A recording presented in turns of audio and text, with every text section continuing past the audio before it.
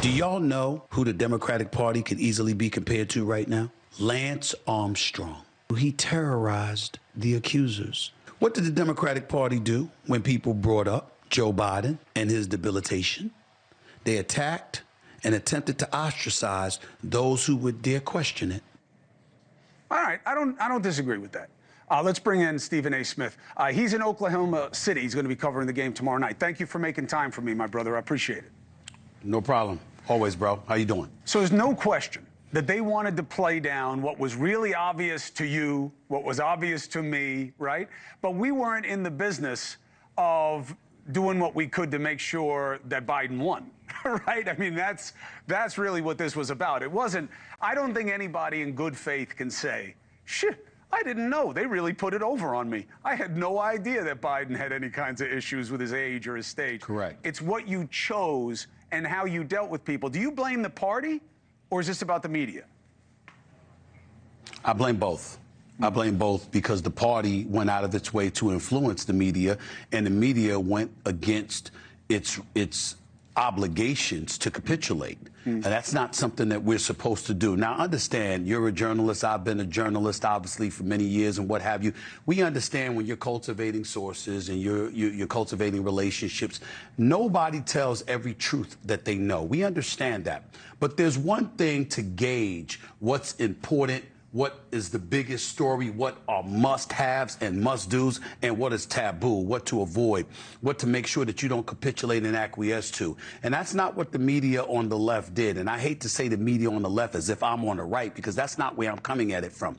I'm coming at it from a perspective where there was clearly individuals in media influenced by the powers that be on the left to ensure that they said there were certain things that they were willing to say and disseminate, and there were certain things they were willing to deny, omit, suppress, etc. And when that's a reality, as it pertains to the presidency of the United States of America, that's bad in and of itself. But it's happened throughout history. I'm quite sure every administration, we can look at it.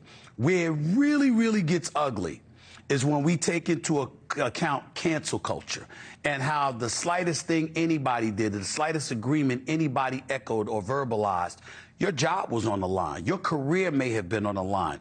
That level of bullying, that fright that they tried to implement into the psyche of members of the Fourth Estate and beyond was as egregious as I have ever seen in my career. And the fact that we now learn for a fact that we're right, that we were right with what we saw, what we were seeing, it just alarms me, and it made me think about Lance Armstrong. Because remember, 7 Tour de France titles, we get all of that, right? And you were using performance-enhancing drugs and stuff like this. And you denied for many years. We got that part. But you tried to ruin lives of those who were telling the truth. You tried to destroy them. And that's why I brought up Lance Armstrong, because that's what the culture was like before the election. I agree. I think there's another tentacle off of Lance also. You know, it turns out a lot of them were using PEDs, you know, and I see that in our politics also. I don't want to hear from the MAGA folk that, oh, Joe Biden had these guys around him who were really manipulating and helping him. That was true in the first administration here with Trump. And I don't want to hear about them with cover-ups and all that, because it's just a distraction so that they don't have to deal with what's happening right now, because it's just easy to say Biden's worse, the Democrats are worse, and that's why I'm trying to discourage people from it. That's how I got into it with O'Reilly last night, which is that, you know, he knows this has value in terms of showing advantage of one side over the other. I just think that means the majority loses. Well, I would respond to you by saying this, my brother. I think, Chris, two things can be true. I never found myself agreeing with Bill O'Reilly ever more than I was agreeing with him in his argument with you last night. I felt that he was more right than you, and that is absolutely positively the only time I have ever felt that way. Because what he was saying was, the bottom line is that as an American citizen, if you have a president whose mental acuity is clearly compromised to such a severe fashion, we have a right to know if there are reasons why. We have a right to know about the health of the President of the United States. I got the points that you were making, and you weren't wrong. I just thought his overlying point was correct. And when it comes to the point that you just brought up in terms of them trying to utilize this as a distraction, we know that's a given. We know both sides do that. Let's distract and let's be evasive and let's distract from the real issues and get people focused on something else other than what's really important. We got a tariff war still going on. How is that going to be resolved? How effective is that going to be? Right. We're hearing about all of these pledges, how trillions of dollars are coming into our economy. Really, where's the paperwork? I want to see it. Are there real commitments? And are there real commitments to what serves the American people best from an economic perspective? Or is there real benefits to you and you and your family? I want to know. Since the Trumps are doing business in Saudi Arabia, right? We're looking at the borders. We understand all of that. But we're looking at the war in Ukraine with Ukraine and Russia. We're looking at this really Hamas conflict. We're wondering whether these things are going to get resolved. There's so many important Doge and the cuts, waste and fraud and all of this stuff they've been talking about. We see all of that, but we want to see results. So I get your point. But in the same breath, when the other side is talking about this and they get summarily dismissed because they're supporters of Trump, and then the other side were acting like they were just neutral when in fact they put forth strenuous efforts to be against Trump. Yeah. All of a sudden, you're just as compromised as you swore the other side was, which means the believability factor doesn't belong to you either. That's why the book Not guys, you, but I'm talking about the left. Yeah, that's why the book guys, the original sin guys, CNN and the Axios guy, are getting their ass whooped. And they're surprised by it. They thought that because MAGA likes the story that Biden's health was covered up, right? That's good for MAGA.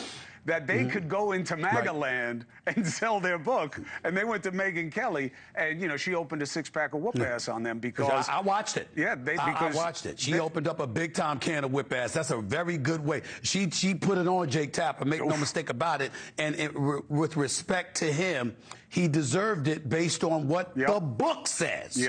Based on what the book says and the facts that emanated out of the book and the facts that we know to be true without reading the book. So, but why did he deserve it? Why did he deserve it? Here's why. You got the video of him talking to Laura Trump and how condescending he was to her, etc. And I'm certainly not here to throw shade on him. I don't play that game. I got you. I'm just talking about the facts. They are what they are, and we see it. And so it's about how you were acting towards people who had the audacity to be opposite and to express some level of dissent to what you were saying and what you were reporting on and what your network was reporting on. It's not the fact that you were just wrong.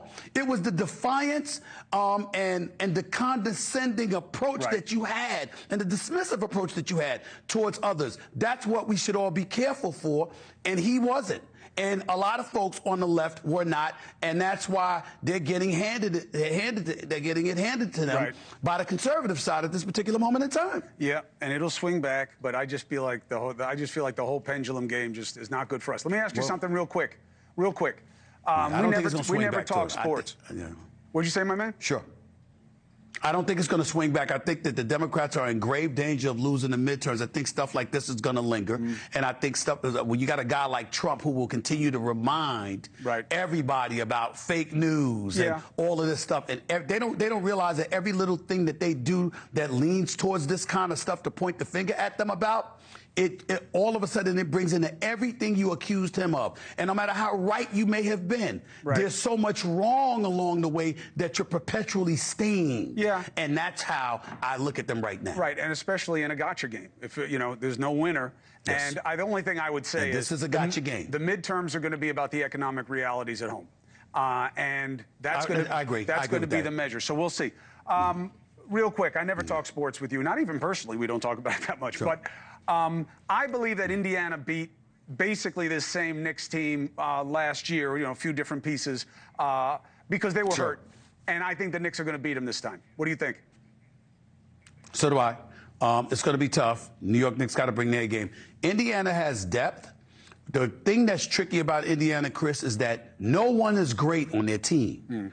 But everybody's really good. Everybody's really good. And because everybody's really good, on any given night, a different person can beat you. And then here's the thing that I concern myself about. Jalen Brunson has been with the Knicks for 3 years. In that span, I don't know if you noticed, Chris, He's leading all scorers with 30 points per game in the postseason over his 3 years in New York. The kid is a stud. He's a superstar in this game. But he's one man. And what Indiana is famous for throwing at you is ball pressure. So they're going to defend you 94 feet, and they're going to throw different and fresh bodies at you all night long. How can you answer that call? I think he will. But will the others do the same? Karl Anthony Towns, Mikal Bridges, and OG Anunoby that will shoot lights out one day and then show up and shoot 1 for 12 the next? Karl Anthony Towns has got a post game one night and the next night he can't hit a layup to save his life. These are the kind of things that we got to watch out for. Indiana can beat the Knicks. But the New York Knicks, unlike last year, OG's healthy now. Josh Hart is healthy now. Brunson's healthy. Jalen Brunson is healthy now. And so because of that, I think with the home court advantage and with the possibility of a Game 7 being at Madison Square Garden, I think the New York Knicks pull that out. I don't see them losing back-to-back Game 7s in 2 years to the Indiana Pacers. I've got the Knicks winning this series in 7 games. A lot of people think I'm wrong because they think the Knicks are going to take them out in 5 or 6. I'm going to show respect to the Pacers, believing they can push this to a 7-game series. I hope I'm wrong, but I don't know if I am. I think the Knicks win the series, though. The Knicks, always capable of losing. but I got my heart on it. I'll be watching it tonight, and I just love being with you, Stephen A. Thank you for the analysis. Same here. Your politics game is as strong as your sports game, and that is saying something. I'll talk to you soon. Be well. Enjoy yourself. Enjoy yourself. Up next. Thank you for watching. Subscribe below and download our NewsNation app right now on your phone, and you will get fact-based, unbiased news for all Americans.